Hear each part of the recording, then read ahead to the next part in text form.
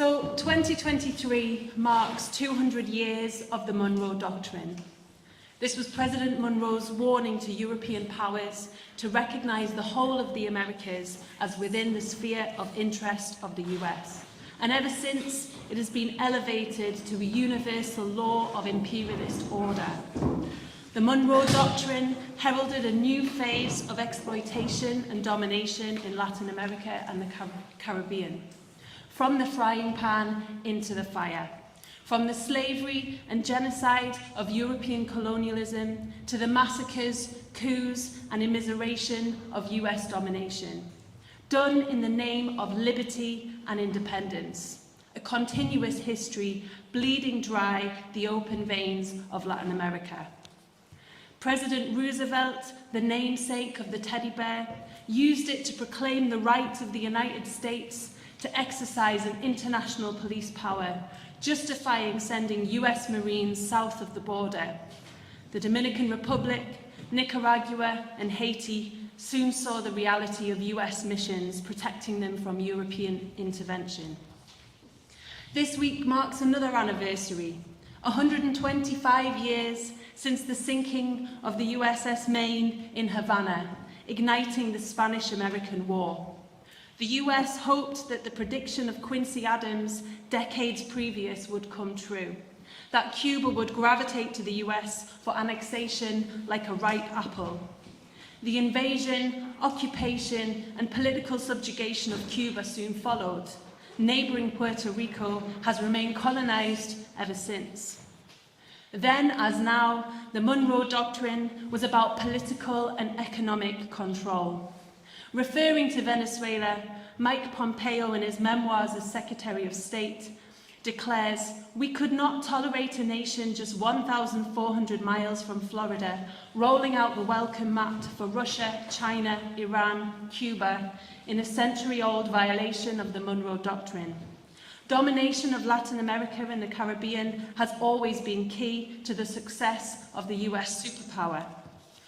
As Southcom Commander Laura Richardson remarked, Latin America is off the charts rich. 60% of the world's lithium is in the region. Heavy crude, light sweet crude, rare earth elements, the Amazon. You can almost see the dollar signs lighting up in her eyes. Any resistance to this domination is not permitted. They overthrew Arbenz in Guatemala for daring to expropriate land stolen by the United Fruit Company. They orchestrated, armed and funded a decade of Contra war in Nicaragua.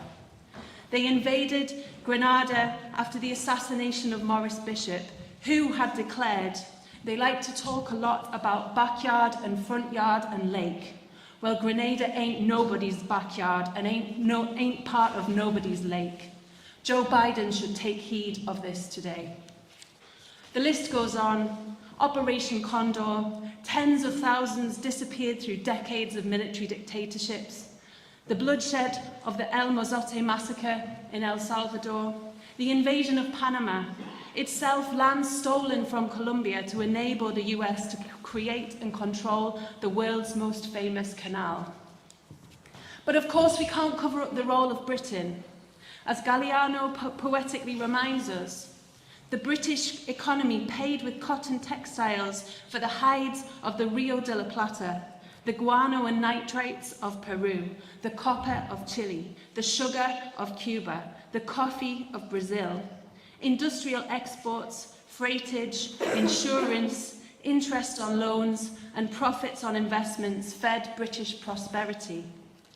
Following independence, Venezuela's borders were attacked by the infamous Schomburg Line, claiming the Orinoco River mouth for the British Empire. The map was drawn up here in London. Later, the Vesti family, one of Britain's wealthiest aristocratic families, acquired cattle ranches in Venezuela and Brazil, driving land clearances and ethnic cleansing. British covert operations have abounded in Chile, Brazil, Venezuela, Ecuador from the 1960s onwards. The British Embassy in Havana has operated as a proxy for covert operations against Cuba for decades. And a secretive reconstruction unit for Venezuela has operated out of the British Foreign Office in recent years. It is no surprise then that successive British governments have recognised contemporary coups in Honduras, Paraguay, Bolivia and Brazil, whilst the Bank of England, as I'm sure you've spoken about, has stolen Venezuela's gold. It stores the loot in its vaults, which is less than 3 miles away from here. These are the real pirates of the Caribbean.